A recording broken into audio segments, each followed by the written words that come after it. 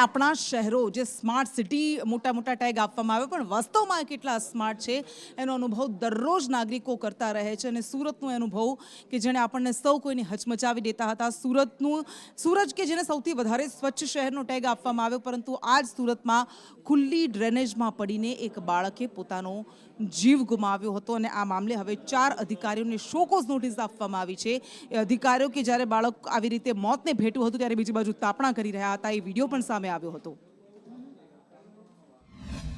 ગતરોજ વડિયાઓની ડ્રેનેજ ચેમ્બરમાં 2 વર્ષનું બાળકનું ડૂબી જવાથી કરુણ મોત થયું હતું। પરિવાર એક જ માંગ કરી રહી હતી કે જે કસૂરવાર છે તેમના વિરુદ્ધમાં ગુનો દાખલ કરવામાં આવે, પગલાં ભરવામાં આવે। પોલીસે છે તે જવાબદાર વ્યક્તિ સામે ગુનો દાખલ કરવાના આદેશ આપ્યા છે ત્યારે મહાનગરપાલિકા તરફથી પણ જવાબદાર વ્યક્તિઓ સામે ચોક્કસ નોટિસ ફટકારવામાં આવી છે। ત્યારે સુરતના મેયર દક્ષેશભાઈ માવાણી આપણી સાથે છે, તેમની સાથે વાત કરીશું। કઈ રીતની ઘટના હતી અને કઈ રીતના હવે કાર્યવાહી મહાનગરપાલિકા તરફથી કરવામાં આવી છે સાહેબ? ઘટના તો ખૂબ જ દુઃખદ ઘટના છે।